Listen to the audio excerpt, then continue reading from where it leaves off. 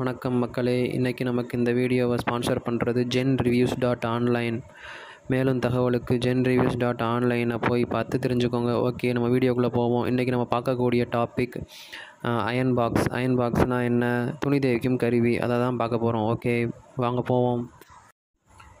Iron box இயற்கையாகவே அணிந்து கொள்ளும் ஆடைகளை தரையில் இருந்து மின் மற்றும் மின்னியல் மாற்றங்களால் சிரமமாக்கி சீரான மற்றும் அழகாக வைத்திருக்க இரும்பு பாக்ஸை இன்றைய காலத்திற்கேற்பவும் பல மாற்றங்களை அனுபவித்து வருகிறது. முதற்கால கருவி 17ஆம் நூற்றாண்டில் சுத்தமான மற்றும் அழகான ஆடைகளை பெறுவதற்கான முறையாக வெப்பத்தை பயன்படுத்தும் சாதனங்கள் உருவாக்கப்பட்டது.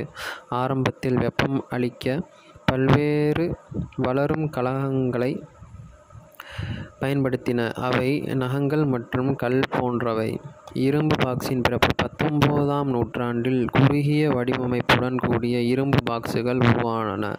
1840களில் ஐனே மோர் என்ற பெண் ஒரு அட்டவணை வடிவில் வெப்பமாக்கவும் பரப்பாக சுடுவதற்கான கருவி வடிவமைத்தார். இது முதலில் உள்ள இரும்பு பாக்ஸின் ஒன்றாக கருதப்படுகிறது. மின்சார இரும்பு பாக்ஸுகள் 1882இல் ரோட் ஹைத்தரிங் என்பவரால் மின்சார அயன்பாக்ஸ் அறிமுகமானது. இது மின்சாரத்தால் செயல்படும் முதல் அயனிங் கருவியாகும்.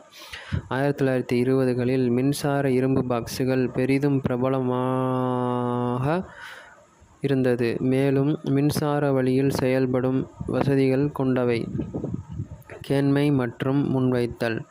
1950களில் பரந்த அளவில் ஏதாவது மிகவும் பயனுள்ள மற்றும் எளிதாக பயன்படுத்தக்கூடிய அயன் பாக்ஸ் வெளியாக ஆரம்பித்தது. இவற்றில் வெப்பத்தை விரைவாக மற்றும் தொழில்நுட்பங்கள் நீர் தெளிக்கும் கருவிகள் சேர்க்கப்பட்டன.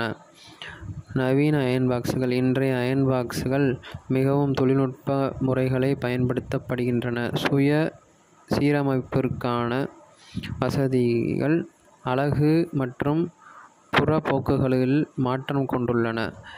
கிரேடியன்ட் வெப்பம் மற்றும் செலவிடும் முறைகளை தவிர்க்கும் சாதனங்கள். ஒளிவெளியில் உள்ள பிரஷர்களை அமைப்பதற்கான உதவிகள் வழங்கப்படுகின்றது. இரும்பு பாக்ஸின் வளர்ச்சி தொழில்நுட்ப முன்னேற்றங்கள் மற்றும் சமூகத்தின் தேவைகளை பிரதிபலிக்கிறது. இது ஆடைகளை மற்றும் அழகு செய்யும் முறைமைகளை மாறாக்குகிறது, மேலும் நம் அன்றாட வாழ்வின் அங்கமாக மாறிவிட்டது. இதுவே அயன் பாக்ஸின் வரலாறு. நன்றி, வணக்கம்.